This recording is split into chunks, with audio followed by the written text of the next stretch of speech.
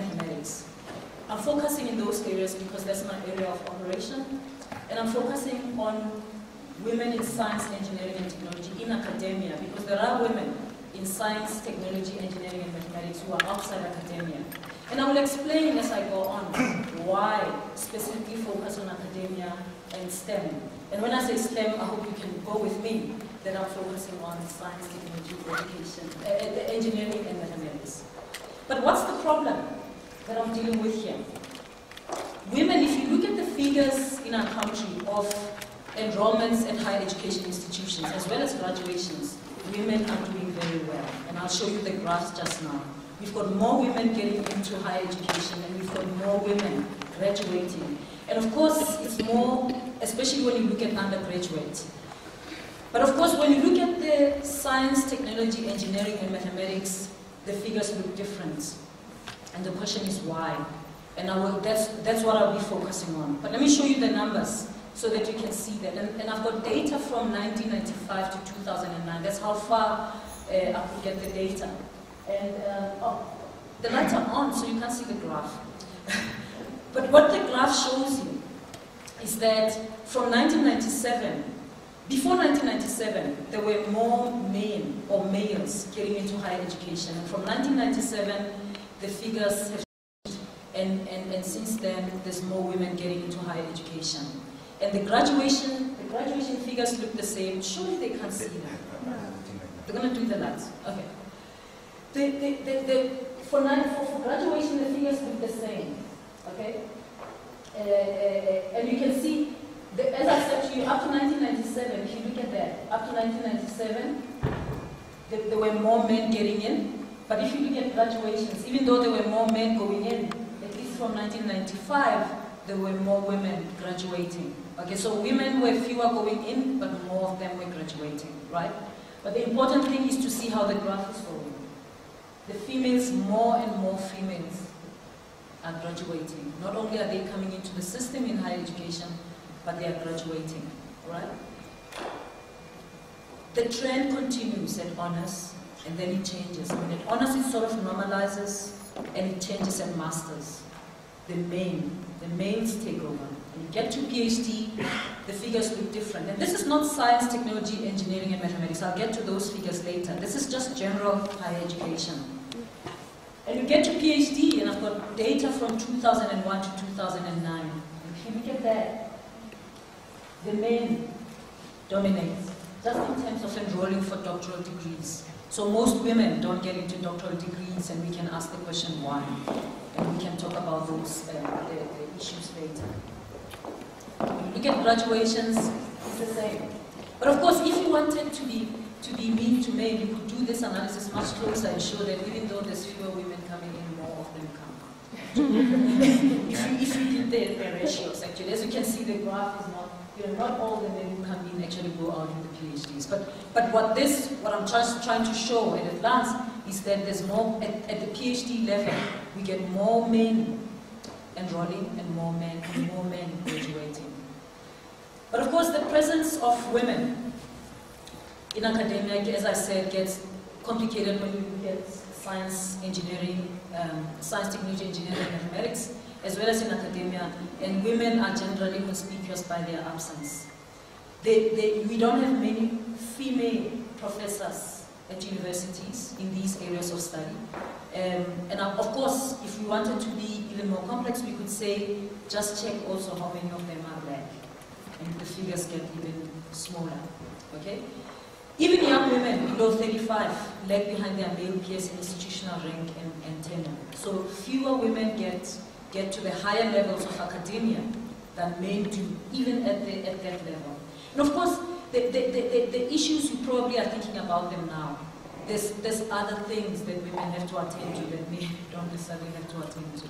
I mean, if you get a PhD as a woman and you spend 5 years having 2 babies and maybe one of them is ADD, the male will advance whilst you're still building your family, and when you come back, they've sort of moved on.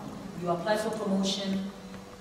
Nobody pays attention to the fact that you've been raising a family in the last 5 years, they expect you to be at the same level as the men.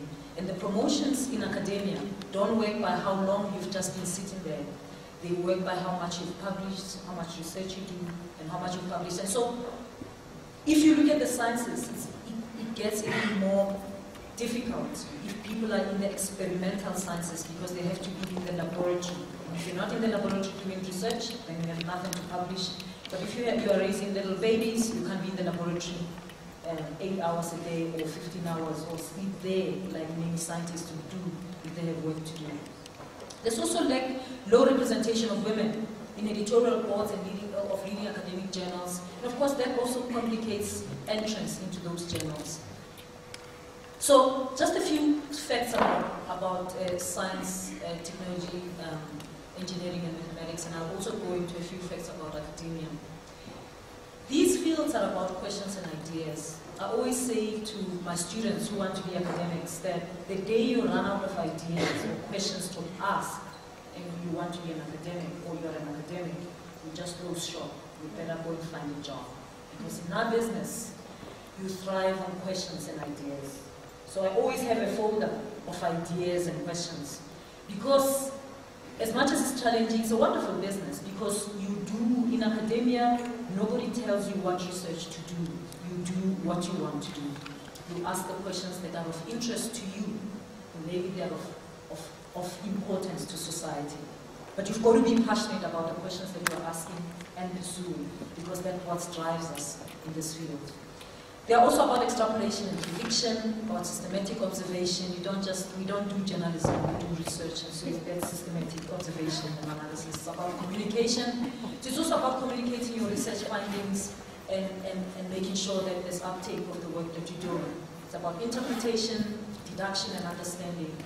But then, of course, the important thing to make here is that all types of people, sometimes there's an assumption that science, technology, engineering, mathematics are meant for particular kinds of people. And I always say Africans and persons with disabilities are essential to the enterprise of research, of science, technology, engineering, and mathematics. And so it's important to get them in. Academia has got its own complexities as well. It is a competitive profession.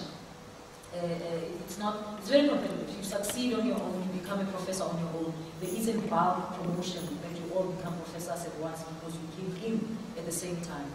And also there's a strong emphasis on excellent qualifications, and the PhD is regarded as the license to practice. Of course, some people come into academia without a PhD, but until you get a PhD, there's no rest. We keep asking you, when are you doing it? When are you getting it? Because it's like you're driving in UK, if you know what I mean. Because it's the license to practice. So higher qualifications are important. People pursue PhDs. Some people pursue second PhDs because they want to diversify or do multidisciplinary studies. And so it's a business that thrives on qualifications. And a PhD is regarded, and it is a training ground for doing research. Whilst it's meant to be collaborative, and most of the successes in academia, in research, are through collaborations. And whilst it's meant to be collaborative, it can also be lonely. If you get into an academic department in a university, you get hired. Nobody tells you what to do. You get given an office. If in a good university that's not broke, you get given a computer as well. If they're broke, they might give you a hand-me-down. And if you need the next one you want to upgrade, you must do it yourself. Because you've got to raise your own money. People don't know this. They see us working around as professors, but we actually raise money for our own research. That money buys you your research equipment, which includes your laptops, your iPads, and whatever you do. But if you're new and you don't have the cultural capital, you might not be aware of what's going on. And so, and it happens more to women sometimes if they have no one or a mentor to hold their hand. It's a sink or swim kind of environment. And I'm sure you've heard the words publish or perish. But you publish, if you don't publish, you perish. But how do you publish? You publish the work, the research that you've done. If you don't do the research, there's no publishing. And so the challenges in there are in academia. In this particular case of science, technology, engineering, and mathematics, they come together to make the environment even more complex. And that is why we don't have many women in academia in these areas of study. But the scarcity of women in science, technology, engineering, and mathematics is bad. It is bad for science and engineering itself, because we can imagine what ideas and opportunities were lost to science and science education simply because few women participated in it. We lose a lot of ideas simply because there's few women who get into that. And you can imagine how many children have poor science literacy because their mothers and caretakers know little or no science or mathematics. So it's bad for science and engineering itself, and that's why we are on a drive to get more girls into science, engineering, and technology, because it is good for the disciplines. But of course, scarcity of women in science, technology, engineering, and mathematics is also bad for the women themselves. It's bad for their families, and it's also bad for the country. How many women had potential to be great scientists or engineers but no opportunity? There's many. And so that's why we always are agitating for more opportunities to be created for women in science, technology, and engineering, and mathematics. Because of lack of equity, deprivation of income, and role models, the cycle continues. The people who could have been scientists or engineers and they are not, because of that lack of access, also have children who get into the same cycle. The cycle keeps continuing. And so we are trying to break the cycle in what we're doing. I showed you the graphs about the general entrance into higher education. And of course, in our country, I'm sure you're aware that there's been a drive to get women into science, technology, engineering, and mathematics. And so the figures are still bad, but they don't look as bad as they could have been. These are figures for 2009, and what I've done there is to show you at undergraduate level what the figures look like. I want you at this point just to suspend your critique about how many go in, how many go out. just the graduation rates.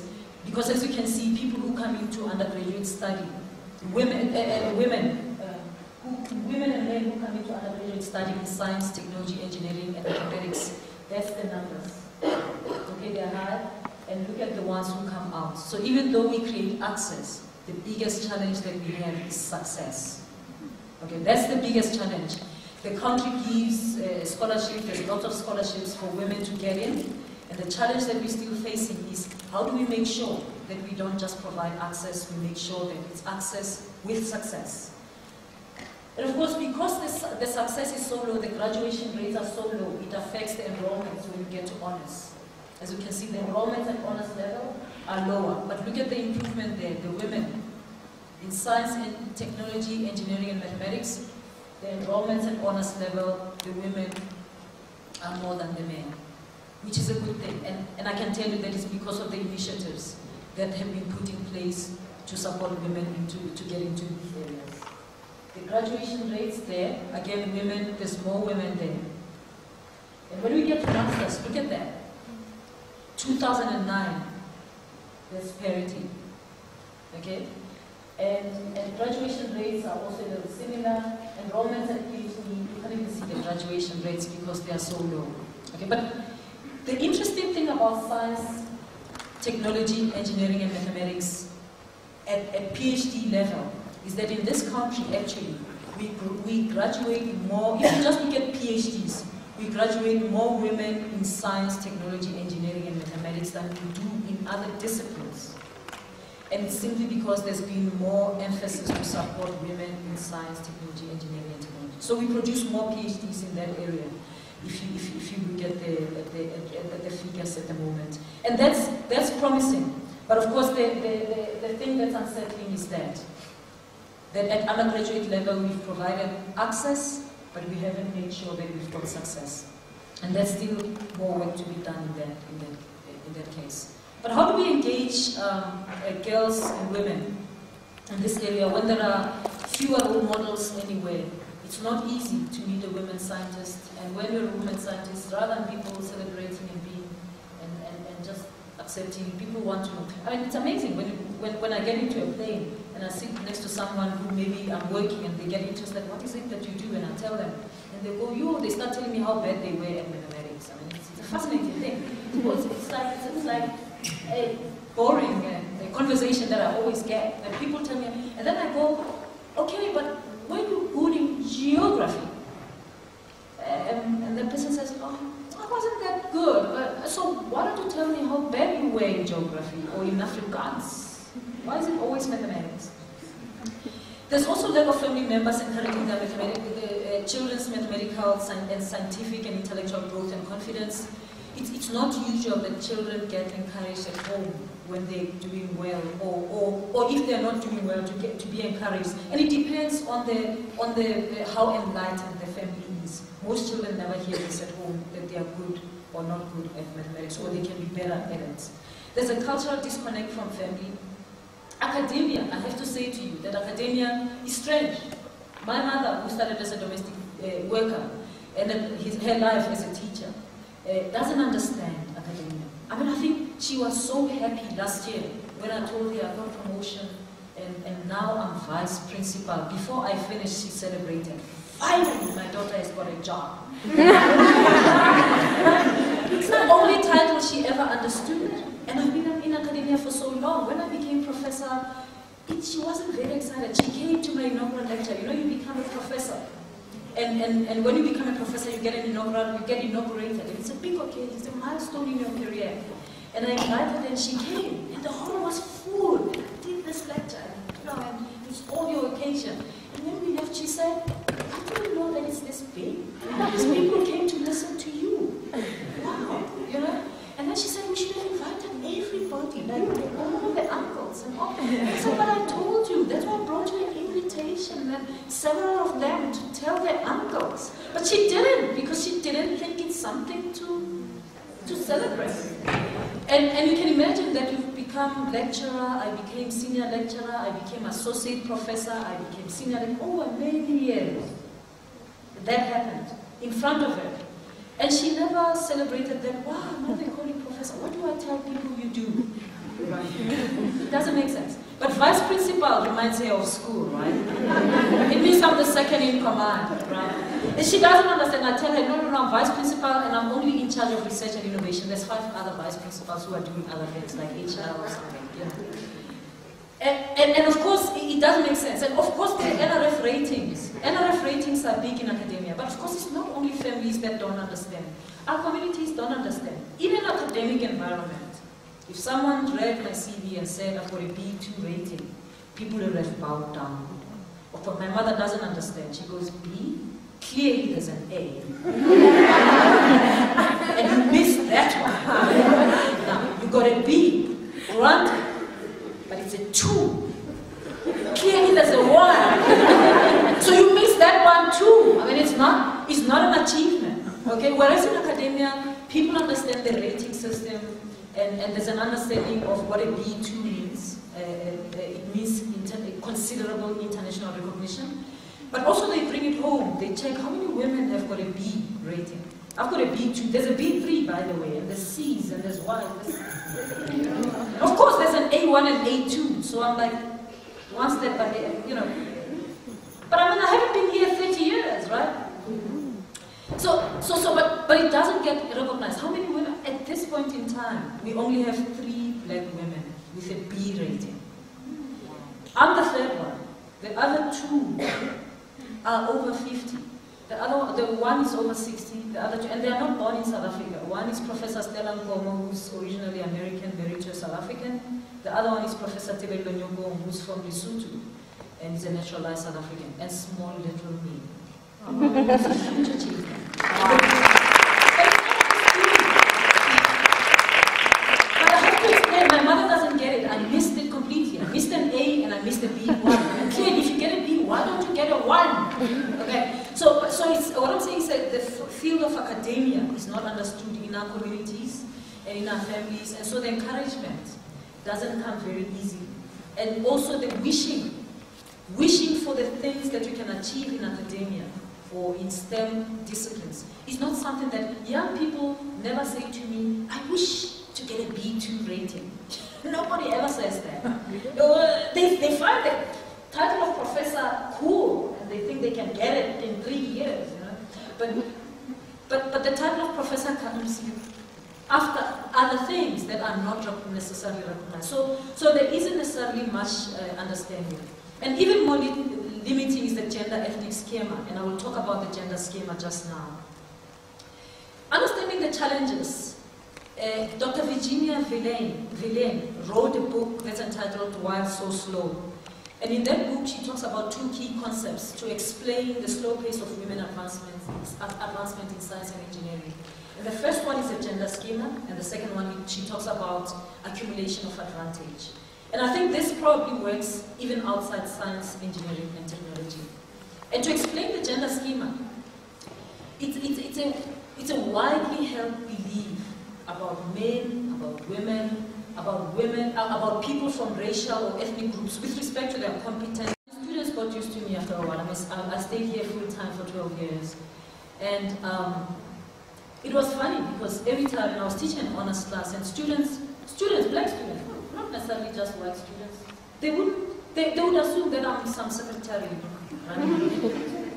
And I would walk in and I go, yeah, I'm Professor Setati, or I'm Dr. Setati, maybe before I became Professor Setati, or Dr. Setati, and I'm going to be teaching this module. And like the students would be like, really like disappointed or surprised.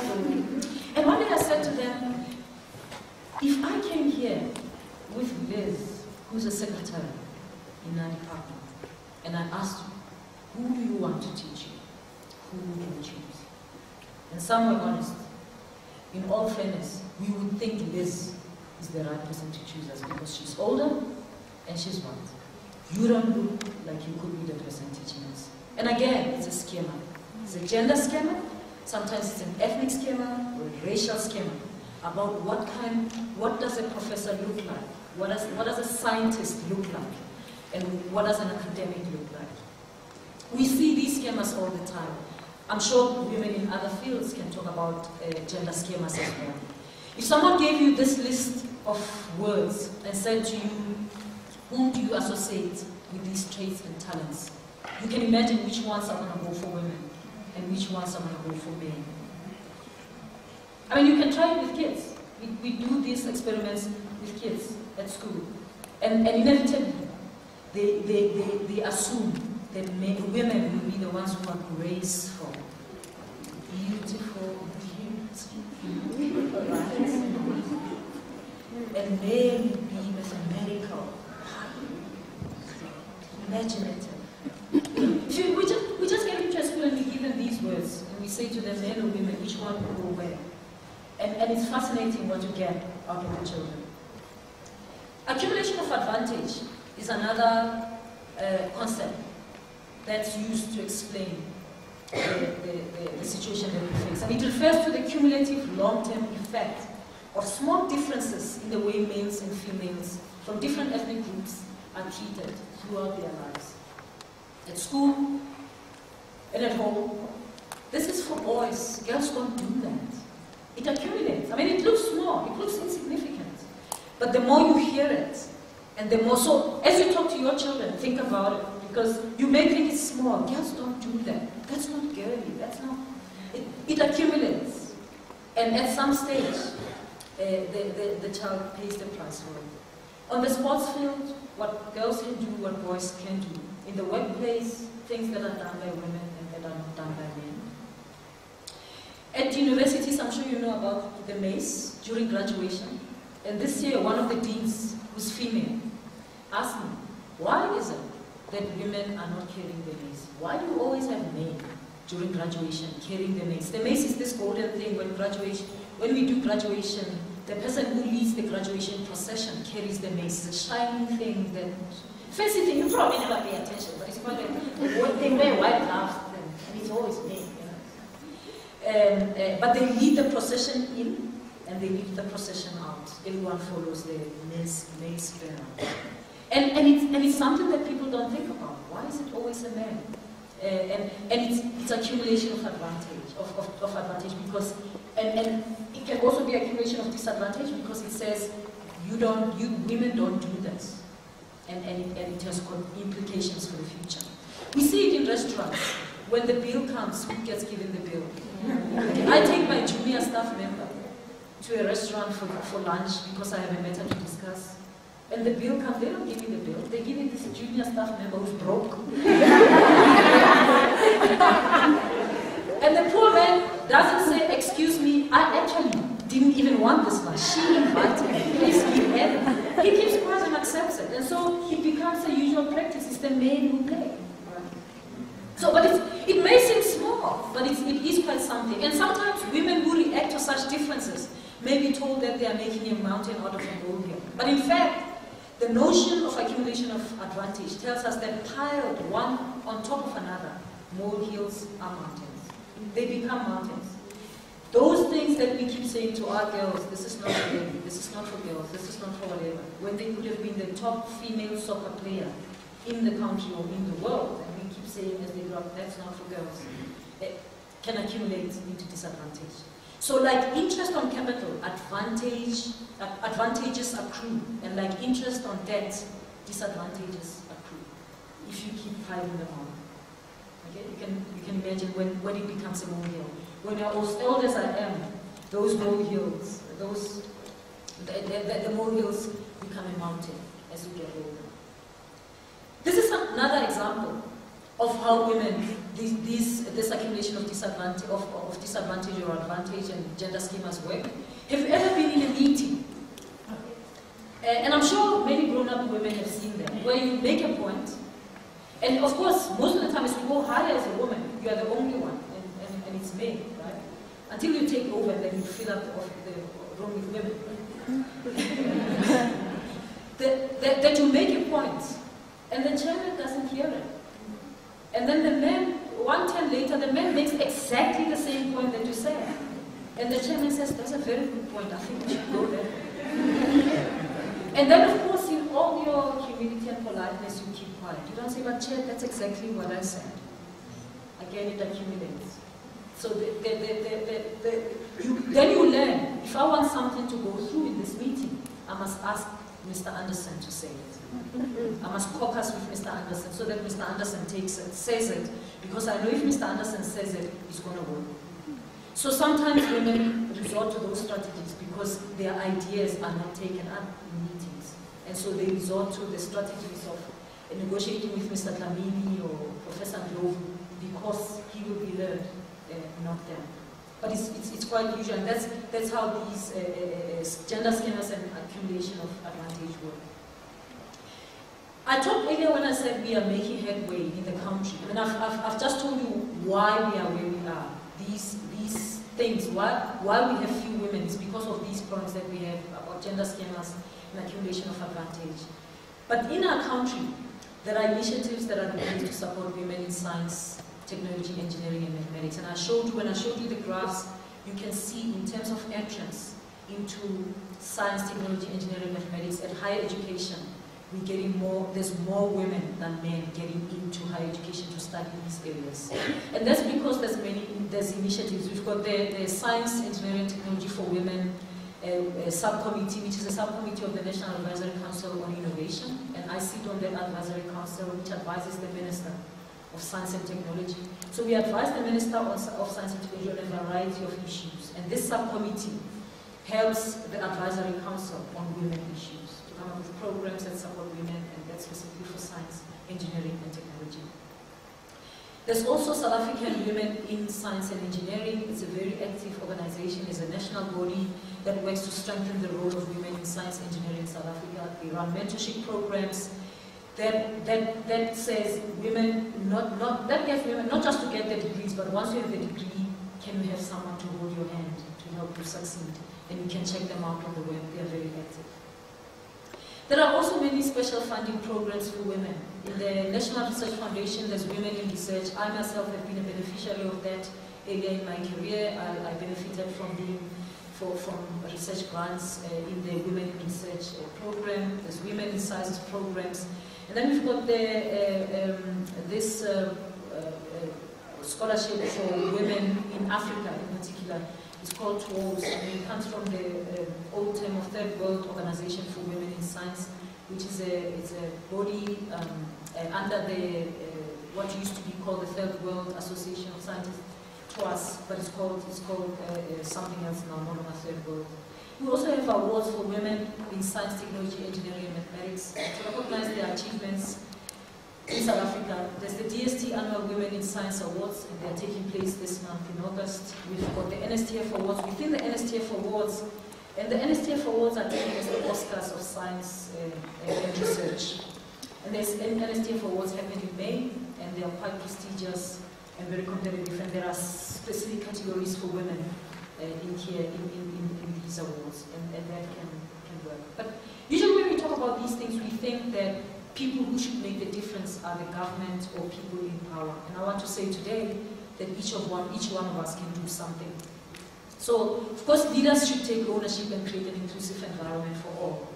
But women, all of us in this role, can be mentors, we can be positive and visible role models, and assertive agents for change. We can't just sit and look and just show the figures and complain. We can be agitators for change.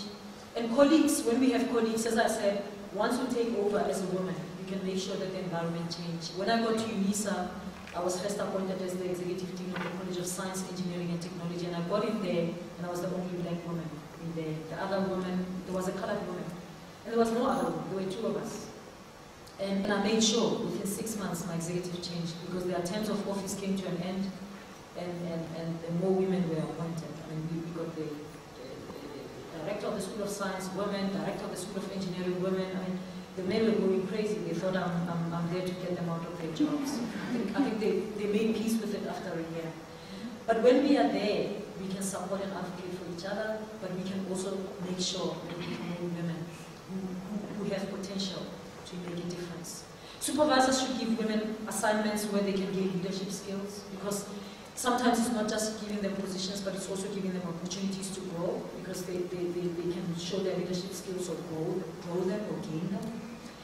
And we also have scientific and engineering societies which in my view should involve more women in their leadership. It doesn't always happen. Everyone should consciously counter the gender schema, and I talked about the gender schema, but also the ethnic schema, because it's true that there's a gender schema, but we have an ethnic schema, that it's about what women can do, but it's also about what black women can do. That there's a surprise if you're a woman, there's even a bigger surprise if you're a black woman doing certain things. And so we need to work together to make sure that we deal with them. My pet peeve is one that everyone can do, and I always say, even to CEOs of companies, never tell horror stories about how bad you were at maths or science. Because when you do, you make it legitimate. There are many young people. You might not have been good at mathematics, but it's not like mathematics was the only subjects you were not good at. There were many others that you didn't do very well in. So stop giving horror stories about mathematics and making it sound right, not to be good at maths. It's amazing that people think it's okay to say I was bad at maths. But if you said to us you were bad at English, you think we will not take you well. But maybe you were. So please don't tell us you were bad at maths. Just keep quiet. If you have nothing good to say about mathematics, just keep quiet. We won't blame you. Just like you keep quiet about geography and Afrikaans, just keep quiet about it. Don't say anything. We won't blame you. It's okay. And I say this because the more we say that, we say to our young people, it is actually okay. You can imagine you say, I'm a graduate, you respect me, whatever, but actually I was never good at maths. So actually it's okay. Just forget about this thing. So don't say it. Just keep quiet. And that's something that we can do. It starts with me. It doesn't start elsewhere. And I thought I should just say to you, these are some of the programs that I'm doing. I'm running a girl power program. Maths Edge, I'm giving you a website. There's an adopted learner that I'm running. I'm part of the Lilita Women's Consortium, and we started the Lilita Girls Project where we fund girls who are we focus on Alexander, and we fund them. We take them to better resource schools, better schools where they can get good teaching and succeed. I'll tell you now about Girl Power. And Girl Power, I started it in 2009. And we empower and motivate girls to become more proficient. If you want to know about Dr. Lena, if you go to my website, kreti.com, you click on community engagement, you learn about Dr. Lena, because Dr. Lena, I started in 2004, it's my project, and I'm still doing more about it, and funding students to get into that.